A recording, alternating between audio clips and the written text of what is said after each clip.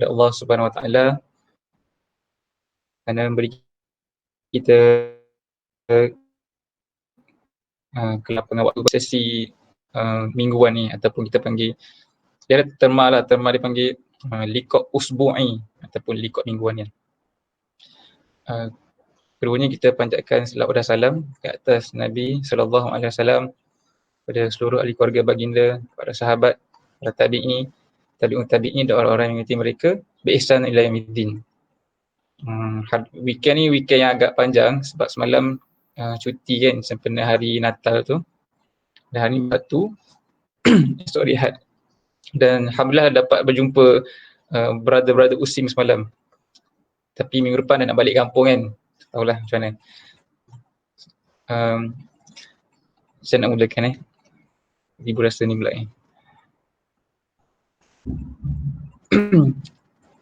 Kalau kita belajar sirah ataupun menstudy lah kenapa orang-orang Kristian ini mereka meraihkan hari Natal pada 25 Disember kan. Kerana mereka berpandangan Nabi Isa ini lahir pada winter lah, musim sejuk. Tetapi sebenarnya bila kita check balik cerita Nabi Isa lahir diceritakan dalam surah Maryam kan.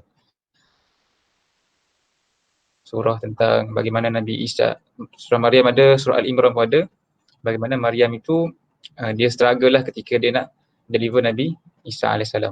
Dan kisah itu, latar belakang kisah itu berdasarkan penceritaan Quran tu boleh kita istinbat ataupun kita kata kita study terabur di sebalik cerita tu. Peristiwa tu tak berlaku di musim sejuk, tapi dia berlaku di musim panas.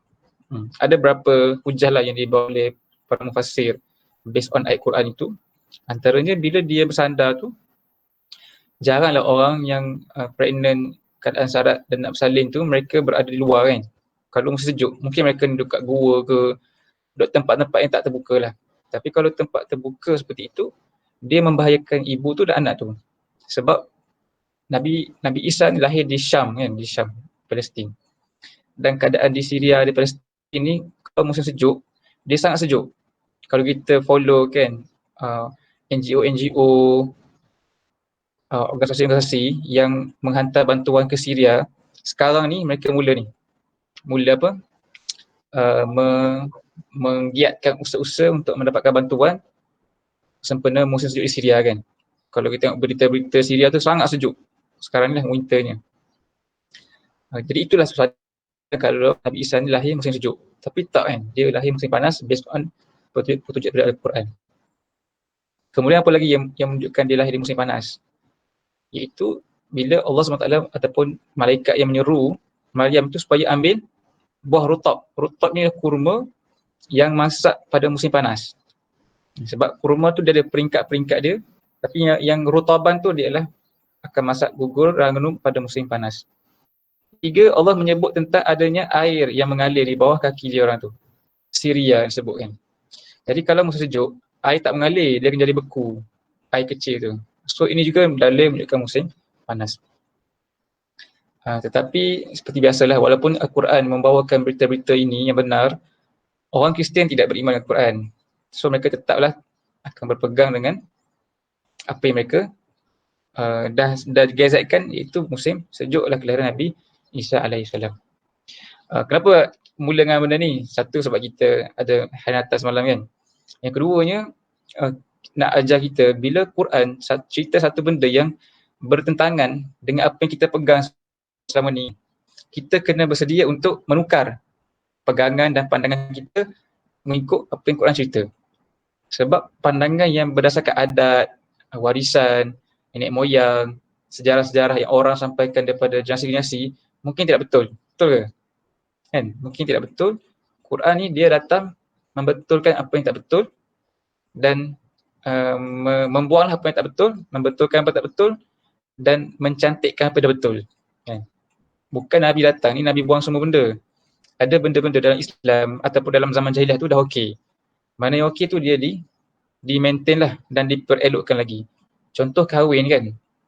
Sebelum datang Nabi SAW, Islam di Mekah tu, dah ada pun kahwin yang normal macam kita hari ni. Tapi mereka ni ada bentuk-bentuk kahwin lain. So Nabi buang kahwin-kahwin lain tu dan maintain kahwinan, pergi berminang.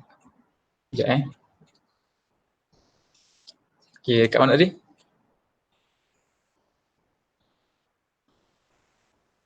Kahwin. Nak kahwin lah. Apa khabar Uwais? Kita baru bincang pasal kahwin. Cerita apa dia? Okay. Apa poin kita tadi sebenarnya? Nak cerita tentang bila Quran datang bawa satu benda yang bersalahan dengan apa kita pegang, kita ni kena bersedialah untuk mengambil apa yang dibawa Al-Quran ni. Tapi Alhamdulillah sebab kita ni fresh. Apa yang kita pegang selama ni tu dia belum lagi melekat. Tapi bila orang-orang tua baca Quran, dia ada jumpa benda yang bersalahan dengan apa yang mereka bawa kan. Apa mereka imani sama ni, mereka sukar untuk let go apa yang mereka dah pegang tu. Sebab katalah mereka 50 tahun kan, 50 tahun, 60 tahun berada dalam satu pemikiran. Tiba-tiba dia lepas pencen, dia mula baca Quran.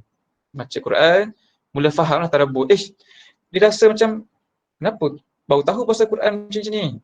So, dia orang akan ada tendensi untuk refute, untuk terima Quran tu dari segi pengamalan ni. Sebab mereka dah pegang apa yang mereka pegang tu lama ni. Jadi sukar untuk dia berubah pada umur 60-70 kan. Itulah yang daripada para sahabat. Mungkin juga sebab itu orang-orang yang terima dakwah Nabi ni kebanyakannya pemuda kan. Kalau kita tengok umur-umur mereka ni umur bayi Nabi ataupun umur kurang daripada Nabi. Nabi ni kira senior lah. Umar lebih muda, Abu Bakar lebih muda, Ali ke Muaz, Anas bin Malik. Ini semua sahabat-sahabat yang muda. Orang muda ni lebih prepare untuk menerima perubahan-perubahan berbanding orang-orang lama. So poin kedua ialah kalau kita nak mulakan perubahan, sekaranglah waktu kita nak ubah, dan kalau kita nak ubah orang, kita memberi keutamaan pada orang muda kan. Sebab mereka lebih mudah untuk dilentur lah. Seperti mana peribahasa Melayu menyebut, melentur buluh biarlah dari rebuhnya. Jadi adalah benarnya kan pepatah berkenaan. So tu sedikit cerita tentang ibrah daripada hari Natal. Itu pertama, kita bersedia untuk membetulkan apa yang tak betul bila Quran cerita macam ni. Yang keduanya, memilihlah waktu-waktu muda ni untuk kita ni membetulkan semua benda. So kalau kita lambat belajar Islam kan, waktu 60 baru nak belajar, ketika itu kita rasa menyesal nak ubah, kita terlambat. Sekarang lah waktu kita nak explore, faham Islam betul-betul. Semoga kita dah betulkanlah semua benda tu kan. InsyaAllah. Boleh ke? Semua dah makan ke ni? Macam lapar je muka. Dah. Najmi makan apa hari ni? Semalam makan nasi kerabu, hari ni makan nasi goreng. Hari ni makan nasi ni. Satu. Nasi kerabu. Satu. Kita apa? Sepatutnya nasi kerabu makan hari Selasa kan. Boleh kerabu. Tapi kita makan hari Jumaat. Tak apa. Selingan je. Baik, insyaAllah. Kita akan mengaji sikit lah insyaAllah seperti biasa. Dan hari ini kita akan masuk cerita kisah Abu Bakar As-Siddiq. So tak adalah sesi Quran Juz Amma tu.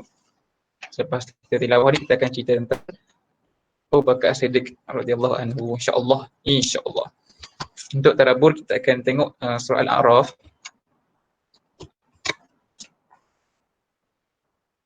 Kita akan baca surah Al-A'raf. Kita ada berapa orang ni? 8 orang. 1, 2, 3, 4, 5, 6, 7, 8. Kita akan mulai pada ayat 160. 1, 2, 3, 4, 5, 6, 7, 8, 9, 10, 11. Kita nak baca sikit je hari ni. 1, 2, 3, 4, 5, 6, 7, 8, 9, 10, 11. Seorang baca satu ayat je. Seorang baca satu ayat je. Kecuali orang-orang yang ayat dia ringkas lah, dia baca 2 kan. Contohnya ayat 1 dan 5 tu ringkas. So semua orang baca satu ayat, kecuali siapa-siapa ayat dia pendek, dia baca 2. Boleh supaya kita tak ambil masa yang lama lah, insyaAllah. So boleh buka muka surat 171. Surah Al-A'raf, muka surat 171 dan 172. Seorang baca satu ayat sahaja Sebab ayat dia panjang-panjang. Kecuali 2 ayat tu je yang ringkas kan. Jadi secara umumnya semua orang akan baca satu ayat. Boleh. Boleh ke tak boleh? Boleh. Boleh. Mantap, mantap.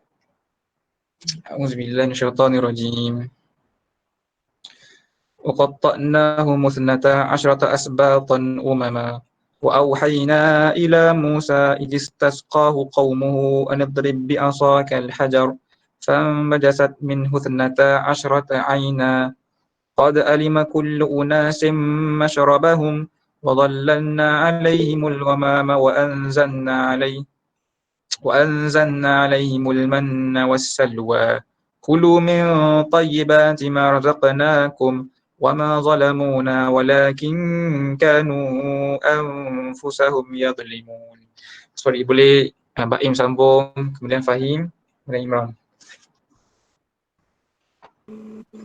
بسم الله من الشيطان الرجيم وإذ قيل لهم اسكنوا هذه القرية وكلوا منها حيث شئتم وقولوا حطة وادخلوا الباب سجدا نغفر لكم خطيئاتكم سنزيد المحسنين.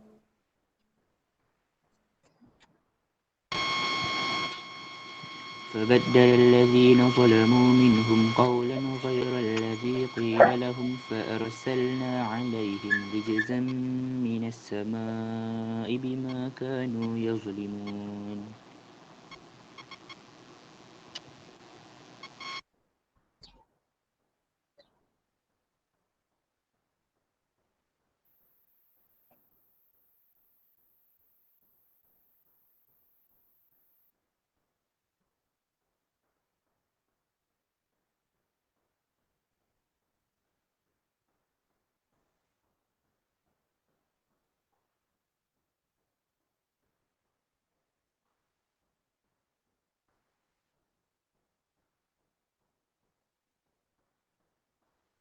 Boleh Aiman sambung.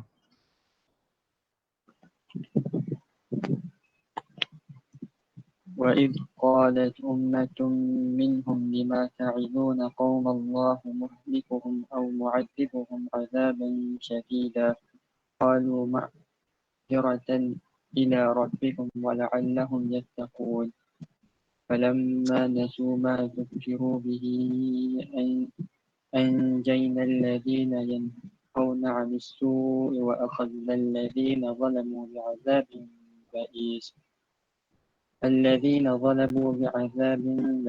بئيس بما كانوا يفسقون. Boleh minta Ammar sambung 2 ayat lah. بسم الله الرحمن الرحيم فلما عتوا عما نهوا عنه قلنا لهم كونوا قردة خاسئين وإذ تأذن ربك ليبعثن عليهم إلى يوم القيامة من يسومهم سوء العذاب إن ربك لسريع العقاب وإنه لغفور رحيم. Dia Najmi sambung. أعوذ بالله من الشيطان الرجيم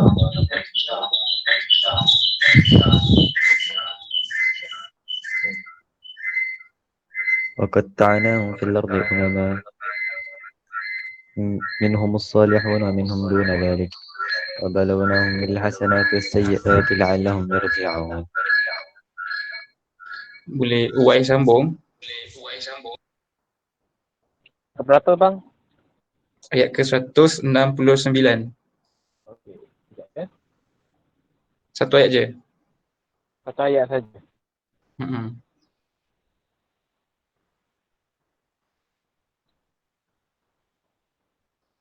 A'udzubillahi minasyaitonir rajim.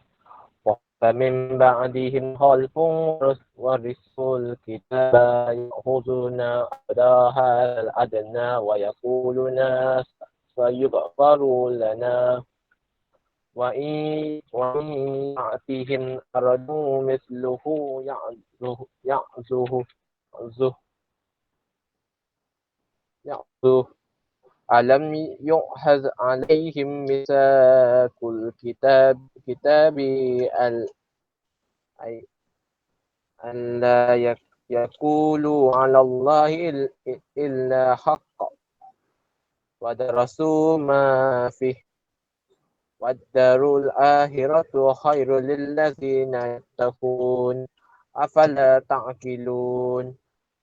Boleh minta Aiman. Aiman boleh buka surah Al-A'raf. Waalaikumsalam. Aiman boleh buka ni muka surat 170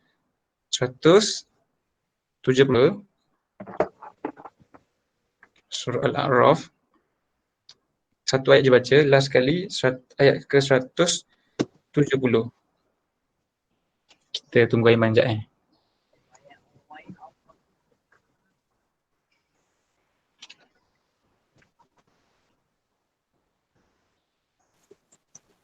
Ayat 100 apa? 170, satu je. Okey, boleh. Bismillahirrahmanirrahim. والذين يمسكون بالكتاب وأقاموا الصلاة إنا لا نضيع أجر المصلحين. Sadaqallahul azim. Jazakumullah khair semua. Terima kasih atas bacaan masing-masing. Sebelum kita tengok pada telah tepun nak tengok maksud dia, kita mungkin boleh highlight satu ayat untuk tajwid, iaitu pada ayat ke-164 yang dibaca oleh Aiman tadi kan. Itu ketika mana Allah berfirman, wa iz qalat ummatun minhum lima ta'iduna ma na qaumanillah. Qaumanillah. Dia panggil apa ni? Bila dua huruf mati tu, dia panggil apa ya? Nun Islam apa? Nun sakinain. Macam itulah. Bila dua huruf mati selepas itu, nun dibaca baris bawah. Dia ada nun lah, tanwin tu dibaca, dia akan hiduplah nun tu. Mana nak cerita tapi baca dia macam inilah, qaumanillah. Sebab ada dua huruf yang sukun selepas tanwin. Okey. Kalau kita tengok Quran yang versi lama tu, Quran Majid dipanggil, dia ada tulislah nun tu kecil je. Tapi Quran baru ni tak ada. Sebab itulah Quran baru ni dia perlu baca dengan berguru kan. Tapi tak apa, bolehlah tanda dekat pensel dekat Quran masing-masing, adanya nun baris bawah di antara itu. Dan dibaca qaumanillah. So ada beberapa tempat dalam Quran lah hukum ni. Nama dia apa hukum tu? Nun sakinah apa nama? Ya Allah pula. Nanti siapa-siapa yang tahu sempat Google boleh share lah kat sini Baik, insya-Allah. Jelas ke? Okey tak? Dapat. Boleh tangkap Kalau tak boleh tangkap, kena kejar sikit lah. Tangkap. Okey, kita akan tengok maksud sama-sama. Sama boleh baca. Untuk makluman Aiman, kita baca tadi surah Al-A'raf daripada muka surat 171 dan 172 saja. So kita baca terjemahan dia, nanti kita akan sama-sama tengoklah ibrah daripada dua page ni.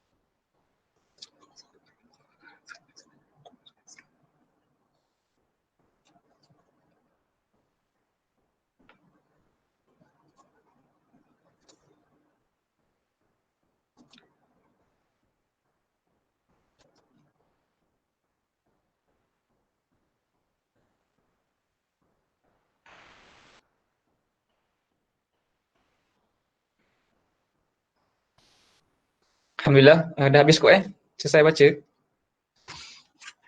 So buka lah semua siapa nak share, nak kongsi.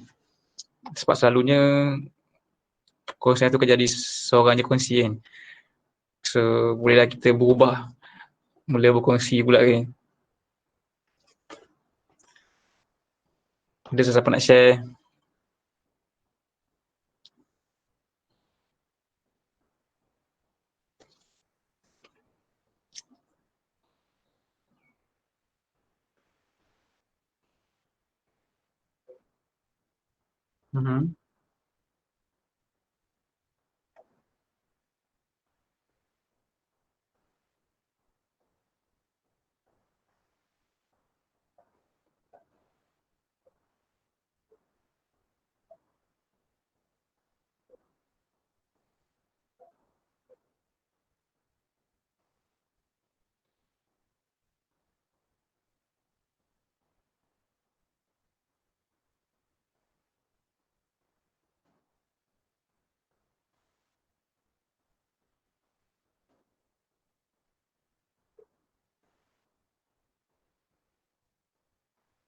Okay.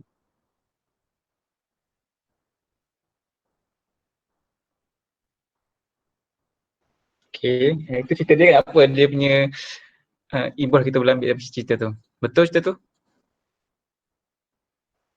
Sebab kita tak nak menceritakan semula cerita tu.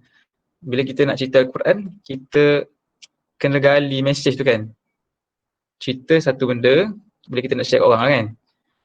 Cerita tu orang pun boleh baca. Sebab dekat ayat ni kan 163 tu. Tapi apa mesej yang sebenarnya Quran sampaikan dalam cerita tu. Ataupun inilah pelajaran-pelajaran yang boleh diambil.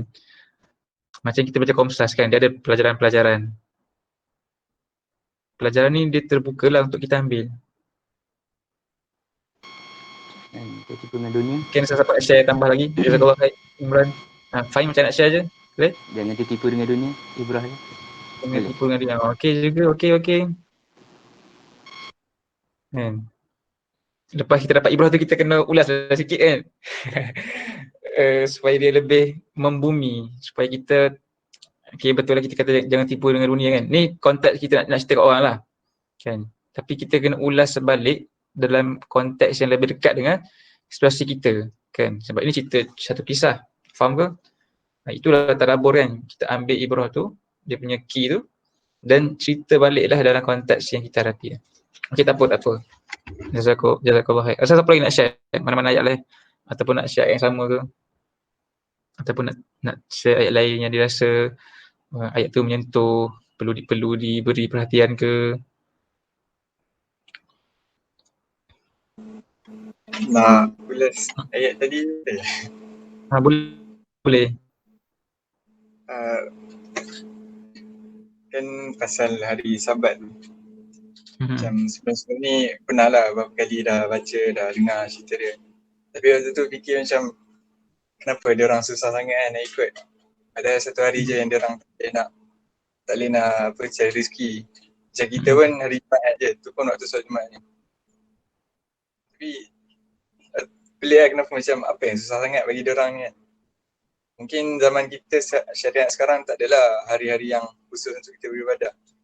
Tapi ada situasi yang kadang-kadang kita pun diuji macam ni kak. Macam benda yang Allah larang semua rasa nak buat. Tapi yang boleh buat tu lah yang kita tak nak buat. Macam waktu yang kena larang tu lah yang kita nak buat. Itulah lebih kurang situasi tu. Hari Sabtu tu, waktu tu tak boleh nak cari rezeki tapi waktu tu lah diuji. Semua benda, ikan semua datang. So, nikmat lah, nikmat. Dalam larangan tu ada nikmat. Macam tu lah.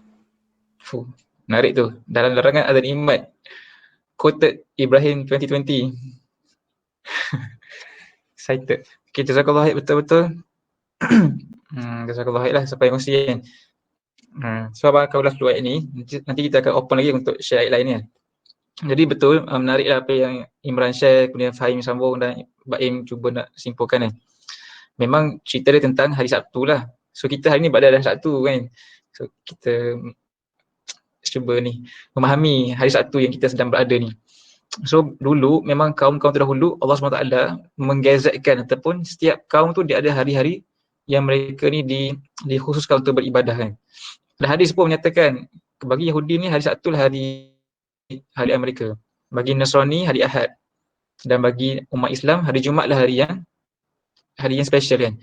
Kita taklah kata khusus ibadat hari Jumaat je. Tapi hari Jumaat tu memang ada ibadat-ibadat khusus. Contohnya solat Jumaat lah khusus pada Jumaat kan. Dan hari Jumaat bagi orang Islam hari ni sangat-sangat digalakkan untuk memperbanyakkan ibadah pada hari Jumaat. Sebab dia dipanggil Sayyidul Ayyam kan bagi kita. Bahkan ada waktu-waktu lepas asar tu dikatakan kalau kita berdoa tidak ada hijab lah lepas asar sampai maghrib. Tapi tak tahulah waktu tu masa mana. Sehingga kan para tabi'in dulu hari Jumaat petang ni mereka tak keluar rumah dan tidak bergaul dengan orang. Daripada solat Jumaat sampailah maghrib. Lepas asar tu sampai maghrib. Dia tak akan bagi tamu datang, dia akan mengaji Quran, istighfar. Sebab waktu tu tak tahu masa tu. Tapi hadis menyebut ada waktu dalam tempoh itu jika kita meminta daripada Allah SWT akan dimakbulkan. So point dia adalah hari Jumaat tu special bagi orang Islam. Tapi balik bercerita ni, hari Sabtu telah pun digazetkan untuk mereka ni fokus untuk beribadah kan. Mereka sebenarnya tak pergi pun hari Sabtu tu memancing. Sebenarnya mereka ni memasang jala tinggal supaya Sabtu tu dapat ikan juga. Padahal dilarang kan. Tapi dia guna trik supaya dapat juga Sabtu tu. Tapi menarik, kenapa ikan-ikan ini timbul pada Sabtu je? Satu sisi adalah sisi orang Bani Israel tu. Ni cerita Bani Israel sebenarnya. Sisi lain, apa hal ikan ni tak timbul hari lain? Dah bunyi perak dah. Kenapa tak timbul hari Ahad ke? Ikan tu tidur ke hari lain kan? Sabtu je timbul. Tetapi ketahuilah ikan itu bergerak di atas kehendak Allah SWT kan. Jadi memang Allah nak menguji mereka ini iaitu mendatangkan rezeki-rezeki berupa ikan-ikan itu pada hari mereka dilarang untuk memancing ataupun mencari rezeki. Jadi kita boleh kesimpul kat sini kan. Dia punya prinsip dia apa? Allah SWT akan menguji seorang itu pada titik-titik lemah dia. Kan? Mungkin kelemahan bagi mereka ini ialah apa? Dia itulah rezeki tu lemah dia kan. Kalau orang tu kelemahan dia adalah apa? Kelemahan dia adalah perempuan, dia akan diuji dekat perempuan. Kalau orang tu kelemahan dia dekat suka berbelanja kan, dia akan diuji kat situ. Setiap daripada kita ni ada titik-titik kita punya kelemahan kan.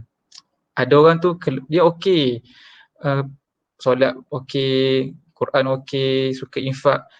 Tapi mungkin dia lemah dekat akhlak kan. Jumpa kucing je nak sepak kan. Jumpa tu je.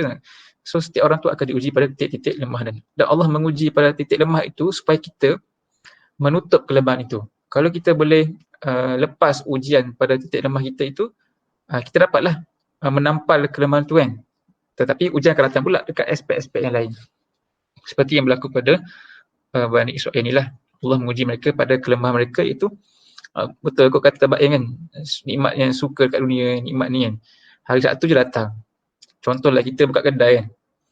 Waktu apa? Waktu maghrib lah customer datang. Waktu solat Jumaat tu lah customer berduyun-duyun. Sebab itu kalau kita tengok di masyarakat kita, sepatutnya bila azan Jumaat dikumandangkan haram kan berjual beli. Tapi perasan tak? Banyak gerai-gerai masih lagi beroperasi. Sampai khutbah pun dia masih beroperasi. Mereka ni tak ada ke common sense ataupun tidak ada wahyu syar'i, tak ada kesedaran syariah ke? Bahkan sangat jelas bahawa haram kan berjual beli. Maknanya jual beli yang berlaku tu dia sah sebab dia cukup syarat tapi dia haram sisi Allah SWT. Sebab pun mereka terus jual beli sebab customer datang ramai pada hari tu. Orang solat Jumaat kan ramai masjid kan.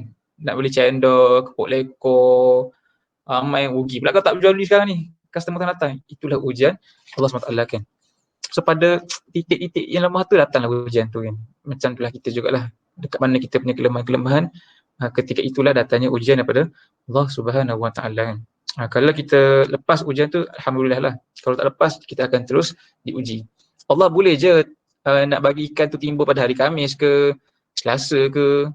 Ikan kan timbul setiap hari kot. Tapi ikan itu telah pun mengikut kehendak Allah Ta'ala timbul pada hari Sabtu. Macam tu juga kadang-kadang kita diuji dengan lecturer kan. Lecturer garang lecturer tu ke. Lecturer ni sebenarnya dia garang ke dia baik, mood dia tu dia pengaruhi oleh Allah SWT kan. Allah boleh je nak bagi dia baik, tapi saja nak bagi dia garang kita, nak test kita.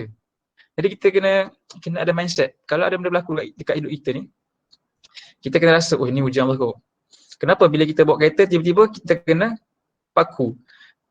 Kenapa aku tak kena orang lain? Kan? Kenapa aku tu kena kat kita? So itu mungkin ujian. Kan? Kenapa out of many orang, tiba-tiba orang tabligh datang rumah kita, contoh lah kan. Mungkin sebab kita jarang pergi masjid, contoh. Ataupun bila kita jalan je, jumpa orang miskin. Jalan je jumpa orang miskin. Kenapa orang miskin tak pergi tempat orang lain? Allah telah mentakdirkan kita berjumpa orang miskin tu mungkin sebab nak melatih diri kita untuk berinfak kan. Jadi begitulah dunia di sekeliling kita ni disusun oleh Allah SWT. Dia tak berlaku tanpa ada apa-apa reason lah. Mustahil semua benda ni berlaku secara apa kita panggil kebetulan. Tak. Tidak ada kebetulan dalam akidah kita kan. Kerana Allah SWT itu dia bebas daripada sifat sia-sia. Rabbana ma khalaqta hadza batilan. Tidak mungkin Allah itu menciptakan semua benda ni batilan ni sia-sia lah. Oh ni berlaku sia-sia je, sasar saja, tak ada. Dia mesti berlaku tu ada message nak kita kena ambil lah, kena ambil tadabbur kan. Jadi macam itulah kan. Alhamdulillah lah, itu ialah cerita tentang Bani Israel yang mereka ni gagal pada hari Sabtu tu. Tetapi cerita itu dia ceritakan kemudian dekat sini bukan untuk kita mencela mereka. Sebab peristiwa dan ujian itu boleh berlaku dekat semua orang kan. Dan boleh berlaku dekat kita jugalah kan. Contoh lagi contoh dekat para Nabi kan. Dekat mana mereka diuji Tadi abang kata kita ni akan diuji pada titik kita lemah kan. Selalunya kita lemah pada benda yang kita sayang. Push, dahsyat. Contohnya betul ke? Setuju ke statement tu? Kita akan lemah pada benda yang kita sayang ataupun orang kita sayang. Kita akan surrender lah ke orang tu kan kalau kita sayang dia. Contoh kan, Nabi Ibrahim, apa benda yang dia sayang? Agak-agak Anak ni. dia kan? Sebab lama tunggu dapat anak tu. Puluhan tahun menunggu anak. Isteri. Ada kata 90 tahun, ada kata 80 tahun. Lama lah 80 tahun ni tunggu anak. Akhirnya dapat anak. Tiba-tiba Allah suruh dia membunuh anak dia. Maksudnya sebab dekat anak tu mungkin dia ada affectionate ataupun sayang yang melampaui sayang Allah SWT. Jadi pada dia sayang itu dia lemah. Tapi Allah suruh dia bunuh untuk mengikislah kelemahan tu. Dan dia boleh buat kan? Dia perform.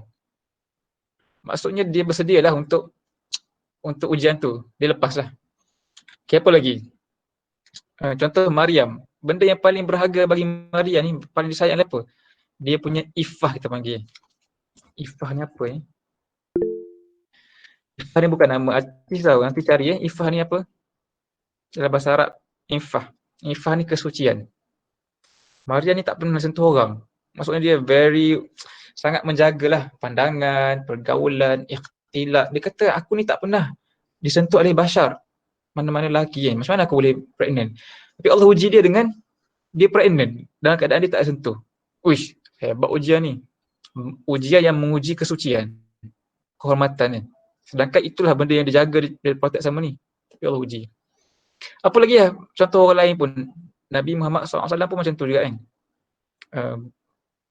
Nabi ni dipanggil Al-Amin, akhlak yang baik. Tiba-tiba Allah uji dia dengan dia digelar sekian sebagainya. So apa benda kita sayang itulah, dekat situ lah mungkin datanya titik lemah kita kan. Dan ujian akan datang pada titik lemah dan titik yang kita sayang pula. Seperti mana ujian telah datang menguji Bani Israel ini. InsyaAllah. Ada lagi siapa-siapa nak share? Open lagi lah mic. Silakan.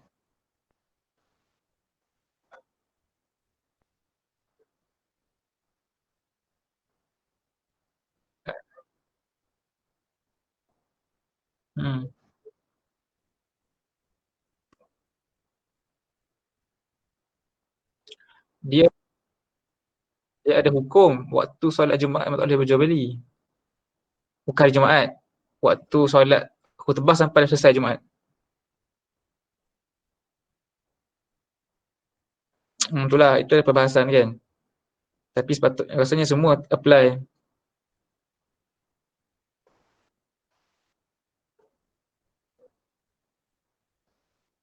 Hmm. Hmm. Hmm. Kita makan boleh, tak boleh jual beli. Kita nak makan waktu solat Jumaat tu boleh, tapi tidak boleh berlakunya jual beli. Kena beli awal lagi lah.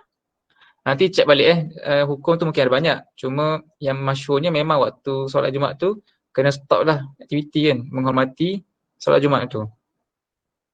Sekejap je solat Jumaat ni. Pasal perempuan tu abang pun tak sure, tapi lelaki confirm tak boleh lah. Kan? Dulu memang waktu kita orang belajar di Shah Alam ni, pernah cerita kot kat Pak Im tu kan. Di Intek ni adalah kedai-kedai makan dekat masjid tu memang buka. Yang orang lelaki lepak, dengar khutbah di kedai masjid, di kedai makan. Sambil-sambil makan kuih tiaw goreng. Jadi kita orang pernah boycott lah kedai tu ramai-ramai kan. Kedai Muslim ni, kedai Muslim yang berniaga pada waktu solat Jumaat. Sebab waktu tu memang ramai orang lepak. Orang yang datang pada office, penat-penat, pergi masjid kan panas. Duduk kedai ada cendol semua. Tak sure lah adakah mereka ni buat dalam keadaan jahil ataupun ignorant kan. Sebab rasa macam kita semua belajar hukum solat Jumaat ni, baca surah Al-Jumaah, larangan berjual beli hari Jumaat.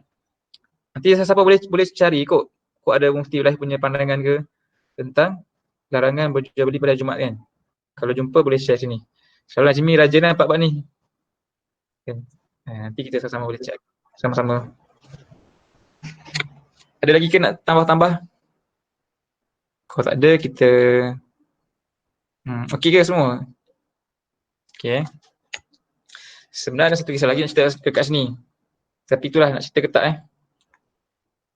Iaitu cerita tentang ada 3 golongan lah dekat sini. Ada satu ayat ni. Tapi kita cerita lain kali lah insyaAllah. Bagi teaser je, lepas tu tinggal. Kita tunggulah minggu-minggu yang berikutnya. Wallahualam, semoga apa yang kita bincang ni dia bukan sekadar perbincangan yang memberi makanan kepada fikiran kita kan. Ada orang dia suka mengkaji, belajar sebab dia rasa puas dengan bertambahnya pengetahuan dia. Kan? Sebab tu ada orang tu dia ambil PhD, tak puas hati ambil lagi, kumpul. Tapi dia sebab dia kepuasan dengan bertambahnya ilmu. Tapi sebenarnya again lah Quran ni dia untuk hidayah kan, dia kitabul huda, bukannya kitab ilmiah yang nak kita ni jadi orang yang bijak semata-mata ni. Sebab Islam ni dia tarbiyah Islam ni dia ada 3 komponen. Dia melengkapi komponen manusia tu. Manusia ni dia ada 3 part kan. Ada part otak ataupun kita panggil fikrian. Adanya ruhian dan adanya jasadian. Jasadi, fikri, ruhi. Jadi ada orang tak balance, dia suka ambil dekat part fikri je. So otak besar, tapi badan kecil, hatinya kecil kan. Ada orang dia suka ambil part ruhi je. So hati dia besar, tapi otak dia kecil dan badan kecil. Ada orang suka ambil kat bahagian jasadi saja kan. Jadi kena balance lah ketiga ni. So bila kita belajar Quran, kita hopefully kita dapat 3 part tu kan. Ruhiyah kita meningkat, kita punya pengetahuan bertambah dan adanya amal lah yang mengembangkan kita punya jasadiah. InsyaAllah kita akan bincang lebih detail lah benda ni dalam topik-topik ataupun program-program bulanan berikutnya. Baik, tak ada soalan. So pada kali ini insyaAllah kita akan sambunglah diskusi tentang kisah kisah Abu Bakar As-Siddiq radhiyallahu anhu ini insyaAllah. Nak kongsi slide sekejap.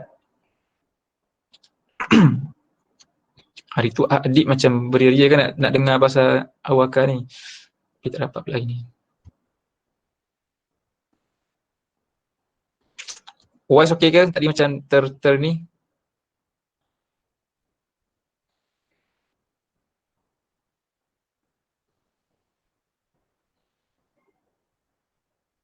Nampak? Nampak kan? Nampak. Alhamdulillah, insyaAllah kita sambung. Sebelum ni kita dah bincang lah tentang sahabat-sahabat ni kan. Tapi again lah kita recap balik lah kenapa kita nak belajar tentang sahabat ni. Dia rentetan daripada kita belajar tentang wahai pemuda hari tu kan. Dan memang kita kena kenal sahabat-sahabat ni sebagai kita punya ikon, idola yang kita nak contohi. Kadang-kadang bila kita baca tentang Nabi, manusia ni ataupun orang ramai ada berpandangan ataupun dia ada satu reserve. Bila kita cerita tentang Nabi, dia akan ada reserve apa? Oh, tu Nabi.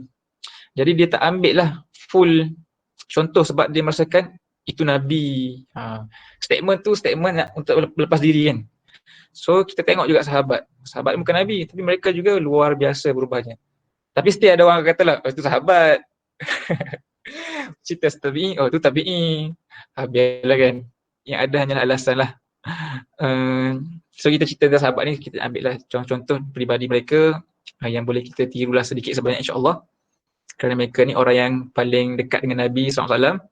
Dan Islam itu datang dalam bentuk teori. Kan, Quran turun, wahyu adalah teori yang abstrak. Tetapi para sahabat adalah generasi pertama yang telah mempraktikkan Islam itu dalam bentuk yang hidup. Kan? Kita tak tahu, contoh kan. Contohlah, kalau kita kata, contohlah kita baca buku tentang nikah. Okay, boleh tak contoh ni macam ni Macam nak kata Okay, kita kata nikah ni mesti ada apa? Dia punya apa? Rukun-rukun nikah. Share sikit.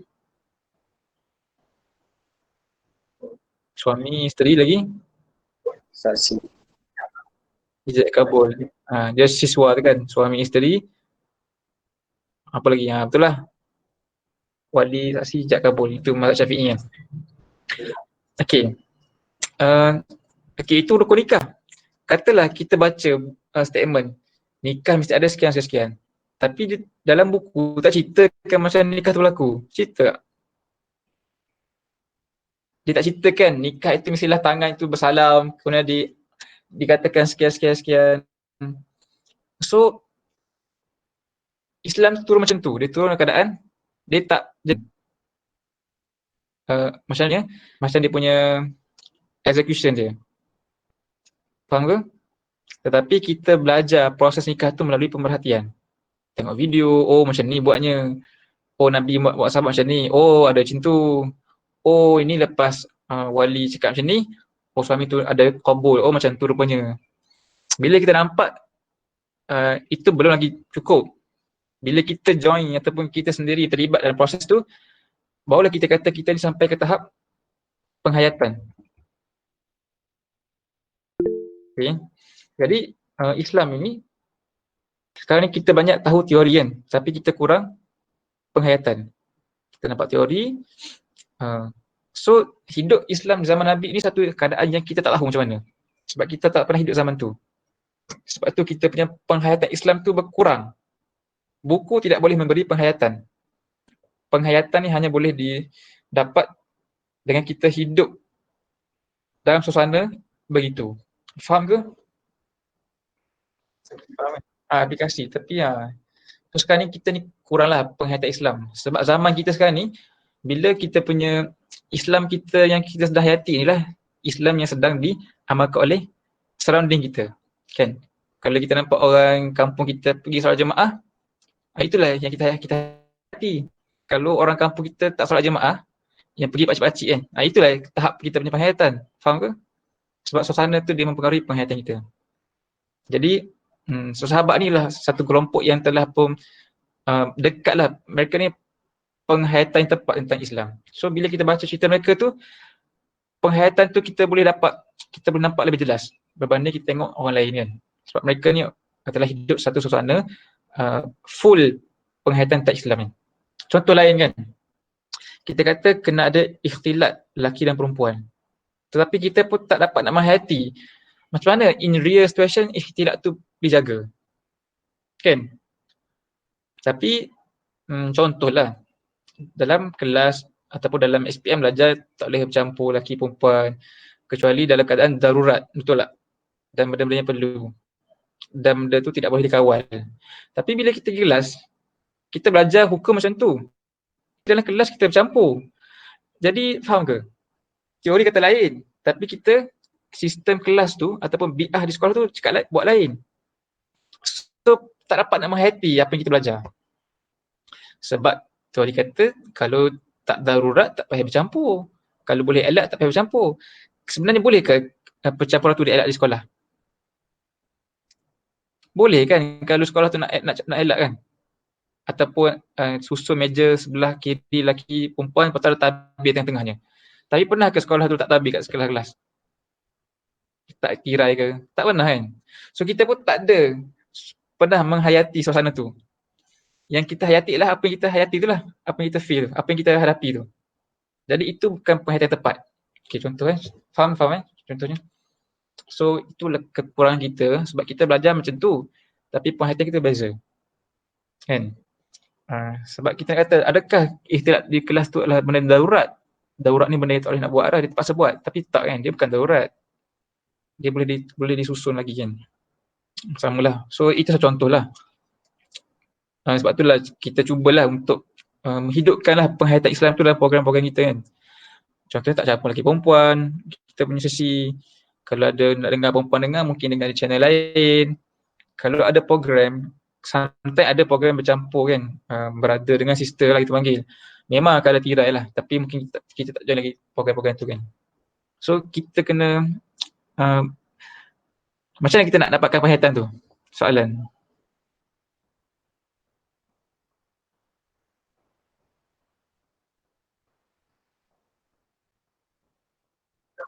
Macam mana kita nak dapatkan penghayatan tu? Yang kita boleh buat, macam mana kita nak buat? Belajar sirah. Belajar sirah, okey betul. Kalau belajar sirah Nabi dengan sahabat, kita boleh nampak lah penghayatan tu macam mana lebih dekat kan. Tapi kita nampak je, belum lagi hayati. So macam nak hayati lagi. Good point lah tapi belajar sirah tu. Lagi detail sirah kita belajar, lagilah jelas kita nampak pada gambaran penghayatan. Tapi penghayatan sebenar hanya dapat dibuat dengan kita kena hidupkan nilai tu dekat suasana kita. Kan? Tapi kalau kita seorang, kita tak dapat nak hidupkan sebab penghayatan ni dia berkait dengan surrounding. Kan? Contohnya kita nak hidupkan suasana sahabat ni, kalau kita belajar kan kisah bagaimana Ansar membantu Muhajirin. Mereka ni buat apa? Bila datang kan, berebut-rebut nak offer rumah kan, untuk tidur rumah mereka. Berebut-rebut nak bagi harta. Sampai tahap Ansar ada 2 isteri, dia beritahu kat Muhajirin, aku ada 2 orang isteri ni, kau pilih yang satu, aku ceraikan, bagi kat kau. Sampai tahap tu, keinginan nak memberi bantuan pada Muhajirin datang pada mereka. Tu kita baca tau. Tapi macam kita nak hati macam tu. Macam kita nak apply benda tu. So kita mesti start dengan satu komuniti kan. Contoh kita lah kan, orang datang je, contohlah katalah Fahim pergi ke JMI, berebut lah, Imran pun nak offer bilik, Aiman pun offer bilik, Adik pun offer bilik. Wish, berebut-rebut kan, last kali semua tidur kat surau kan. So itu penghayatan. Dia kena diwujud dalam bentuk bi'ah tu. Selagi tak ada bi'ah suasana tu, kita tak dapat nak feel yang kita baca ni. Sebab itulah kita kena ramaikan orang yang faham kan, orang yang nak buat Islam tu mesti mana Islam di zaman Nabi SAW. Kalau kita kata kita nak menghayati bagaimana sahabat ni solat berjemaah ke kan, mulai ke, kita kena buatlah benda tu lah. Kena hidupkanlah bi'ah tu kan, suasana tu, barulah dia ada feel tu kan. Kalau kita baca, sekadar baca, kita nampak penghayatan tu dekat kepala, dekat imajinasi. Tapi dari segi syu'ur perasaan tu tak dapat lah, melainkan bila kita betul-betul apply kan. Okay, panjang lah pula intro. Kita boleh tutup dah ni kot. Kita sambung pada minggu berikutnya lah. InsyaAllah kita nak kenal sahabat-sahabat ni kan, supaya nak tengok macam mana mereka ni menghayatilah beberapa nilai-nilai dalam Islam kan. So mereka ni orang yang direct mendapat sentuhan Islam daripada Nabi SAW. Jadi kita dah tengok sebelum ni, iaitu sahabat ni kita akan memberi tumpuan pada 10 sahabat yang telah pun dijanjikan syurga. So kita dah tengok sebelum ni beberapa kita panggil apa takrifan kepada sahabat lah. Seperti mana yang sebut kat sini, Al-Imam As-Suyuti memberi definisi sahabat ni, mereka pernah bertemu dengan Nabi dalam keadaan Islam, beriman dengan Nabi dan meninggal juga dalam keadaan Muslim. So ada dari kalangan mereka ni, dia beriman dengan Nabi, mati dalam Islam tapi tak bertemu dengan Nabi kan. Contohnya Uwais Al-Qarni. So dia tak dapatlah status sahabat tetapi dia jadi tabi'in. So dia syarat dia mesti apa? Bertemu, beriman dengan Nabi dan mati pun dalam keadaan Islam kan. Bertemu tu tak mesti nampak. Dia mesti bertemu tu bertemulah kan. Bertemu ni liqaq kan. Sebab ada sahabat yang buta, dia tak nampak Nabi tapi dia bertemu Nabi. Seperti Abdullah ibnu Ummi Maktum. Ada sahabat yang tak pernah borak dengan Nabi pun secara direct. Contohnya mereka yang hadir dalam peristiwa Haji Wada, Haji Wida kan. Nabi bagi khutbah haji tu, dikatakan yang hadir dalam peristiwa itu 100,000 lebih. So mereka semua mendapat title sahabat. Walaupun tidaklah berinteraksi dengan dia langsung, tapi dia bertemu dalam majlis tu. Okey. Cuma dalam kalangan sahabat ni dia adalah yang ada lain-lain dia kan, ada dia punya tingkatan-tingkatan mereka kan. Nanti kalau kita belajar lah, kalau baca buku lah, nanti cari buku lah kot, baca buku kan. Kena cari kot buku sahabat ni. Ada satu buku tajuk dia 65 sahabat, biografi sahabat yang bagus lah. Abdul Rahman Rafa'at kot penulis dia. Sebab sahabat-sahabat ni dia ada dia punya level-level mereka. Contohnya ahli Badar tu paling tinggi, kemudian Muhajirin, kemudian Ansar, kemudian sekian-sekian. Contohlah, itulah pembagian-pembagian dalam kalangan ulama sirah, mereka membagikan sahabat tu sedemikianlah. Okey, mereka ni sebab generasi seperti mana hadis Nabi, dan ini adalah beberapa keutamaan-keutamaan sahabat. Kita tengok sebelum ni, semua ni adalah intro kan. So ini hadis tentang 10 sahabat yang dijanjikan syurga, di mana 5 daripada mereka ni juga datang daripada Abu Bakar As-Siddiq kan. Kita nak cerita tentang Abu Bakar ni. Dan Abu Bakar ni sebenarnya telah pun mengislamkan 5 sahabat-sahabat lain, yang 5 mereka ini dalam kalangan yang dijanjikan syurga. Satu soalan juga kan, semasa Nabi menyebut hadis ni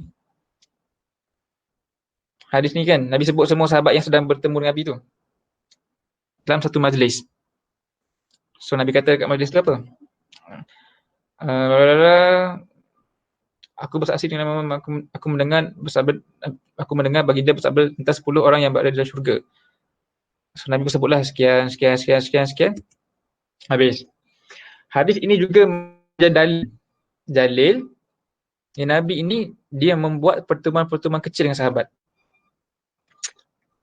Maksudnya, masa Nabi sebut hadis ni, mestilah semua sahabat itu hadir bersama, betul tak? Dan semua yang hadir itu disebut. Kalau yang hadir tu 15, Nabi sebut 10 je, mesti 5 tu akan kecil hati. So Nabi sebut semua. Dengar ke gangguan kat sini? Dengar ke gangguan? Ada dengar tak? Bunyi-bunyi tak ada dengar. Sekejap ada gangguan sikit .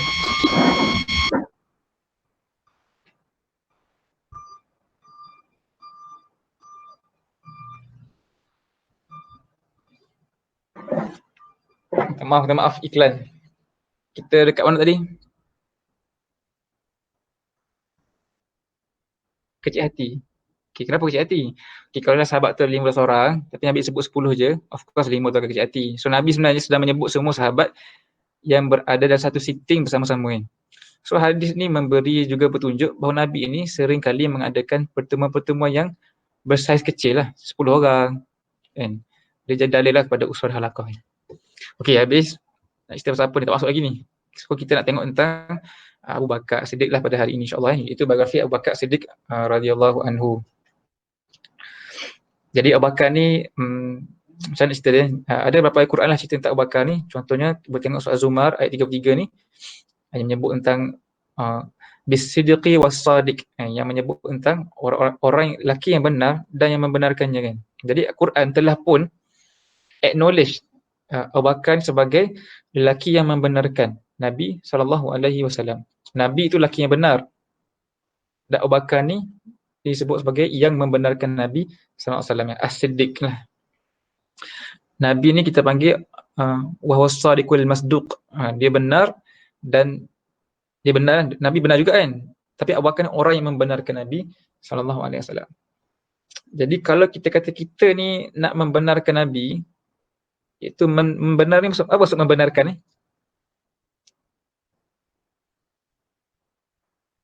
Mengiyakan. Mengiyakan ni. Secara literalnya kita kata, okey, katalah Ammar kata, sekian. Lepas tu Baim berkata, benar, dia bercakap benar. Macam itulah. Kan, yang kita faham macam tu. Tapi membenarkan sebenarnya apa yang dia buat oleh Abu Bakar tu. Itulah membenarkan lah. Sebab tu dia dapat gelaran benar. Maksudnya dia bukan sekadar, ya dia benar, tak. Dia buat, dia beriman, dia tolong, dia support, dia yakin. Sebab dia benarkan Nabi. Itulah maksud membenarkan yang benar, yang betul tu. The right meaning of membenarkan, seperti mana yang telah dibuat, yang dicontohkan oleh Abu Bakar Siddiq. Okey, ada yang kedua juga hadis atau ayat Quran yang memuji jugalah Abu Bakar kan. Iaitu pada ayat yang surah Al-Lail ni, ayat ke-17 sampai 21 ni, dan kelak akan jauhkan orang yang paling bertakwa dan neraka yang menafkahkan hartanya untuk membersihkannya.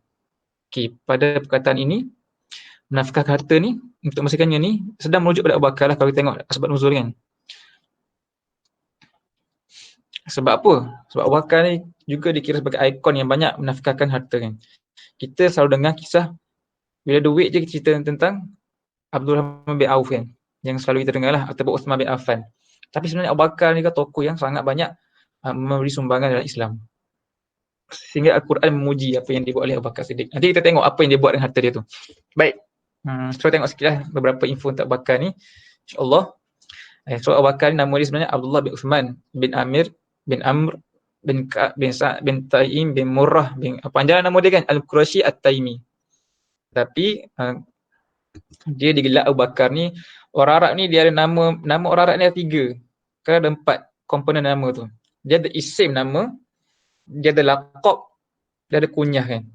Selalu 3 lah. Nama-nama lah kan. Contohnya Imran nama. Kan. Ataupun Aiman nama kan. Tapi kalau kunyah ni gelaran bagi nama dia.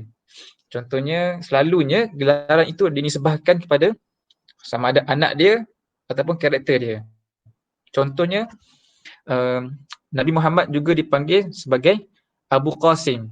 Abu Qasim kan. Kerana ada anak lelaki nama Qasim. So Nabi Muhammad digelar sebagai Abu Qasim. Contohnya katalah nanti Baim kahwin dapat anak, buh nama apa anak? Buh nama apa-apa kan? Buh nama anak Najmi ke kan? Jadi kita panggil Baim sebagai Abu Najmi. Itulah orang Arab punya style kan. Dia menamakan nama mereka pada anak mereka. Ataupun kadang-kadang Abu tu disandarkan pada sifat mereka. Contohnya kita discuss tentang Abu Lahab. Abu Lahab ni bukan sebab ada anak nama Lahab. Tak ada. Tapi sebab Lahabin tu sifat dia. Iaitu wajah dia tu kemerah-merahan. Putih kemerah-merahan Lahab. So dia disandarkan dengan sifat kelahabin tu jadi panggil Abu Lahab. Macam juga Abu Hurairah. Bukan sebab ada nama Hurairah. Tapi kerana kucing itu sifat dia. Okay, itu kita bagi kunyah. Abu Bakar ni kunyah dia Abu Bakar lah. Ada juga komponen nama kita panggil laqab. Laqab ini disandarkan pada sama ada tempat dia tinggal ataupun dia punya keturunan. Kan? Contohnya Umar Al-Faruq ataupun Al-Khattab dan sebagainya lah. Itu bagi orang lain. Okey. Baik. Itu nama dia lah, Abu Bakar ni. Dia digelar sebagai Abu Bakar lah. Kita jarang kita kenal nama sebenar, tapi kita kenal dia sebagai Abu Bakar Siddiq radhiyallahu anhu.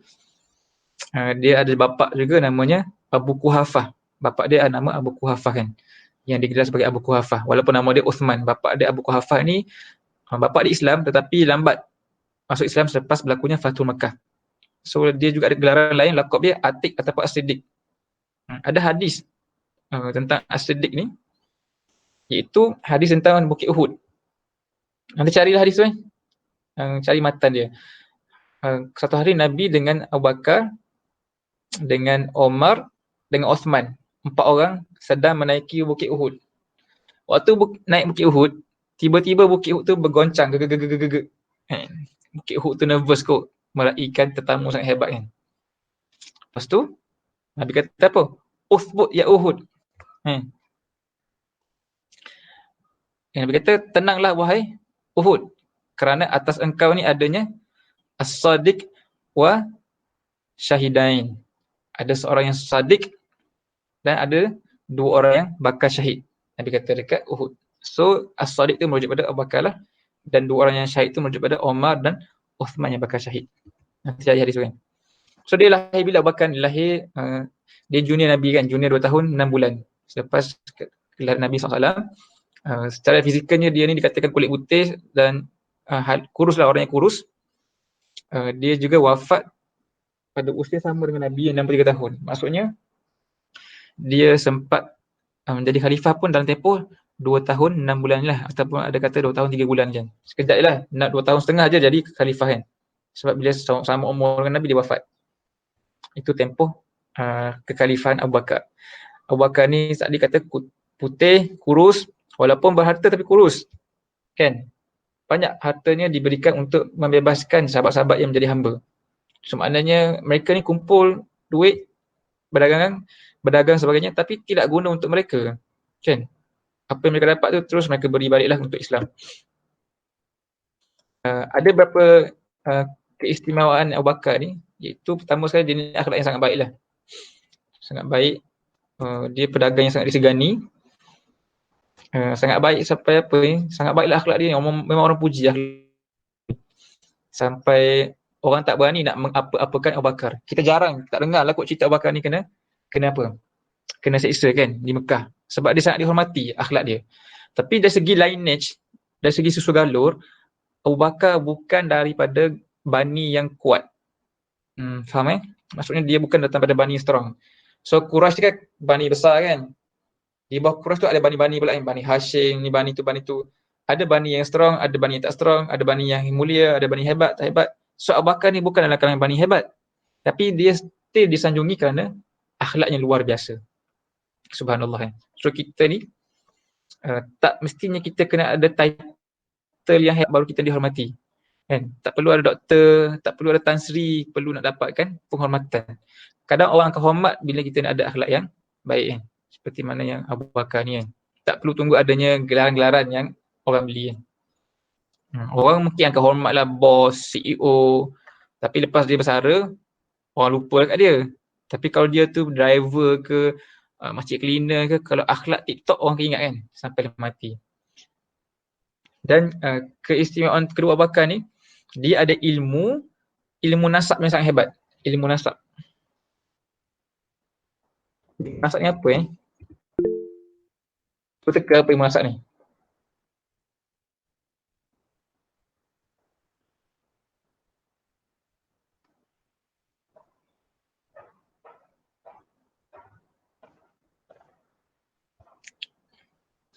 Tak ada nak cuba tanya apa ilmu nasab. Ilmu nasab ni ialah ilmu nasab ni adalah apa? Maksudnya Abu Bakar ni sangat specialty dia adalah dia pakar dalam susul galur keturunan di Mekah tu. Maksud dia tahu Fahim ni bertemu dengan Ammar pada moyang ke-7. Sebab kita semua datang satu susunan ni. Dia tahulah Aiman dengan Najmi ni bertemu dekat moyang ke-13. Dia punya susul galur tu. So dia hafal betul. Nasab orang Arab tu di Mekah tu tahu. Nabi ni dengan ni jadi macam ni, sepupu dengan ni, dua sepupu dengan ni. Kan? Orang Arab ni memang dia ambil berat benda tu. Sebab tu kita tengok nama-nama dia orang boleh recap nama kan. Tok, nenek yang ke sampai ke atas tu. Kalau kita ingat ke atas tu? Kita ingat berapa je? Kita mungkin ingat 3-4 peringkat je kan.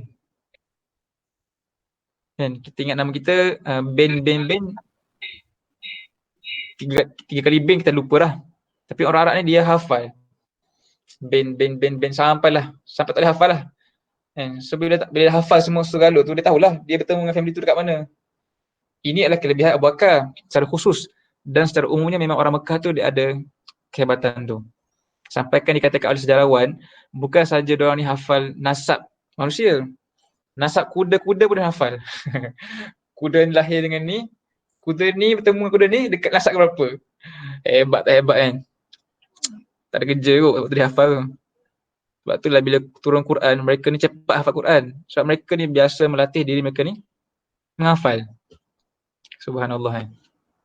Tepatlah Allah memilih orang Arab untuk membawa Al-Quran ni pada generasi pertama kan. Sebab adalah kualiti-kualiti itu kan. Hafalan ni kuat. Okey. Tapi apa kelebihan ilmu nasak ni dalam Islam ataupun dalam apa pentingnya dia penting ilmu nasak ni? Cuba brainstorm. Okey. Betul juga. Lagi apa lagi kepentingan? Menarik. Menarik. Tapi apa yang Abu Bakar sumbangkan daripada dia punya pengetahuan ilmu nasak ni, dia tahu siapa ketua-ketua nasab dan dia telah membantu Nabi lah secara tak langsung kita baca sirah ni memastikan ada sahabat-sahabat ini daripada pelbagai nasab supaya Islam itu tersebar ke semua nasab. Faham ke? Okay, contohlah kita tahu kan bila kita kat sekolah kita tahu ni daripada Kelantan, ni nasab Johor, ni nasab Terengganu. So kita pastikan semua negeri ada dapat Islam. Supaya mereka balik ke negeri-negeri mereka ni masing-masing boleh buat Islam. Kalau kita tak ada info tu, tengok-tengok semua ikut Islam tu adalah orang Terengganu je. So lambat Islam berkembang. Jadi Abu Bakar ni dia bantu aspek tu. Lepas sebab tu ada sirah punya ahli sirah membahagi bahagian sahabat ni. Mereka buat kumpulan, mereka buat analisa sahabat kan. Mereka dapati sahabat ni datang daripada pelbagai bani. Ada bani tu, bani kan. So mereka ni maksud Nabi kata semua bani. Tak ramai tapi ada wakil bagi setiap bani-bani tu. Macam Nabi boleh dapat macam tu? Sebab adanya kelebihan Abu Bakar tu lah yang tahu ilmu nasab kan. Itu kelebihan aku. Kena belajar ilmu nasab kan. Sebab nasab tu dia setiap nasab keluarga ni dia ada ni kan. Ada setiap orang Arab ni dia banggalah dengan keluarga masing-masing. So kalau seorang tu dia dapat Islam tu, dia balik ke family dia dan dia share lah ke dia punya keturunan tu. Nanti ada buku, tajuk dia buku tu Manhaj Syaraki. Pakcik tu, penulis tu dia susun. Dia analisa sahabat-sahabat masuk Islam ni. So kita akan dapati semua klan-klan sahabat dekat Mekah tu ada wakil-wakil yang masuk Islam. Ini kita panggil strategi dakwah kan. Contoh kita belajar kat EU, tadi kita kata kita pilih ataupun kita menyampaikan dakwah kepada semua negeri. Kita juga ambil semua kos kan. Maksudnya sebab setiap kos ada wakil yang Islam ataupun ada wakil yang ikut halaqah contohnya kan. Konteks halaqah lah. So didengkir kan, ada kos engineering, kos apa lagi? Kos macam-macam. So kena pastikan setiap kos ada wakil. Supaya masing-masing tu dia membawa kefahaman tu kepada kosmet dia. Kalau dekat Intex sekarang ada seorang je wakil. Jadi kena cari lah kos Korea ke, kos Jepun ke, kos Rusia ke ni. Ataupun dekat Jerman kan ada JMI ada kos A-level, kos Huawei tu kan. Macam tu lah aplikasi dia lah. Kan, supaya Islam tu dia tersebar dekat, dia strategik lagi panggil kan. Kalau kita fokus kat kos tu je, kos lain terabai lah. Kan? Contohnya kita target medik je, target engineering je. Macam dengan budak-budak law kan. Sedangkan untuk future, penting kita nak lahirkan orang-orang yang belajar law, yang faham fiqh Islam. Supaya mereka ni bantu ubah sistem perundangan dan kehakiman. Tapi kita target ataupun kita hanya sampaikan message ini kepada orang engineering. So tak kita panggil apa, tidak muntis, tidak efisien lah kita punya pemilihan ataupun strategi tu kan. Kurang tepat lah kan. So itu penting munasab dalam konteks dulu. Kalau konteks sekarang tu itulah study costing sebagainya kan. Demografi tu. Okay, panjang cerita dia. Allah alam macam dah berat kot. Nanti dah boring nampak gayanya. Last sekali, bila dia wafat Abu Bakar ni pada umur 63 tahun sama seperti Nabi SAW, dia disemadikanlah bersebelahan dengan Nabi SAW. Subhanallah, sangat hebat kan. Ni gambarlah makam kat sini Rasulullah, sebelah tu Abu Bakar. Dulu pernah sampailah pada tahun 2017 pernah sampai ke Madinah ni dan melihatlah makam mereka ni kan. yang sangat best kan. Dia dekat dunia pun hidup dekat Nabi, mati pun ditanam, dikebumikan bersebelah dengan Nabi SAW lah. Luar biasa eratnya hubungan Abu Bakar dengan Nabi SAW. Wallahu alam, kita sambung nanti kot cerita tabakan lagi. Lebih banyak lagi nak cerita tapi mungkin bukan hari ni. Ni lagi beberapa kelebihan dan apa-apa kita ambil nantilah, insya-Allah. Bismillah, dah makan lama pula kan. So sebelum kita tangguh, adakah nak share apa-apa, nak bincang apa-apa? Soalan ke? Pertanyaan ke? Ataupun nak tambah ke? Nak ulas ke?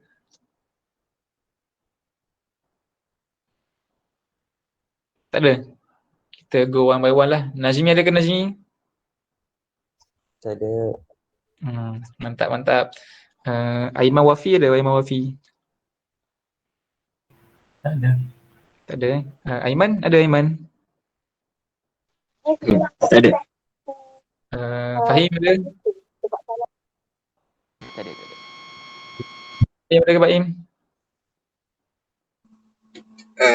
Tak ada kan? Ada. Imran ada? Imran? Amar ada ke apa-apa? Tak ada. Semua tak ada Tak ada apa ni. Tak ada apa-apa. Baik, itu cukup sebab rasa macam lama pula masa semua orang. Sebab takut nanti terganggu lah kerja-kerja harian, nak balik kampung sebagainya. So wallahu alam, kita jumpa lagi pada minggu-minggu berikutnya insya-Allah. Kita akan sambunglah bincangan tawakal ni. Boleh juga mula baca kan tentang sahabat-sahabat ni. Supaya bila kita cerita tu, nanti antum boleh tambah kalau ada input-input lain. Sebab tak ada buku yang cerita komplit. Ada buku cerita pasal ni kan. Setiap sejarawan ni dia ada info-info yang berbeza. So kalau kita banyakkan bacaan, makinlah kita kenal sahabat tu, makin dekatlah dengan mereka ni. Dan kita tak nak juga cerita sekadar cerita kan. Kita nak ambil, bila cerita tu kita nak ambil dia punya, nak ambil pelajaran tu. Sebab tu mungkin agak melerik lah kot cerita dia ni kan. Allah alam, semoga apa yang kita dapat hari ni kita dapat manfaatkan lah. Tadi kita bincang pasal pertama tentang ibrah hari Natal tu kan, iaitu untuk bersedialah merubah pandangan kita seperti mana Quran bawa. Yang keduanya kita cerita tentang ibrah peristiwa hari Sabat, dan tadi kita cerita tentang Abu Bakar As-Siddiq radhiyallahu anhu. Wallahu alam, semoga pertemuan yang ringkas ini adalah barakahnya di sisi Allah Subhanahu Wa Taala. Kalau ada masa kita akan jumpa pada sesi yang berikutnya. Sampaikan salam, sampaikan apa yang kita dapat hari ini pada Qayyum, pada siapa lagi? Adib, pada apa pada Adham kan, lama jumpa Adham, dan pada siapa-siapalah yang boleh kita sampaikan. Qul qariyaza astagfirullah wa li wa lakum. Kita tangan tasbih, kafarah dan suratul as. Subhanakallahumma wa bihamdika asyhadu an la ilaha illa anta astaghfiruka wa atubu ilaik. Bismillahirrahmanirrahim. Wal asri insana fi khusr illa alladziina aamanu wa amilus shalihat tawassaw bil haqq tawassaw bis sabr. Assalamualaikum warahmatullahi wabarakatuh. Jumpa lagi. Selamat. Terima kasih. Sama-sama. Waalaikumsalam.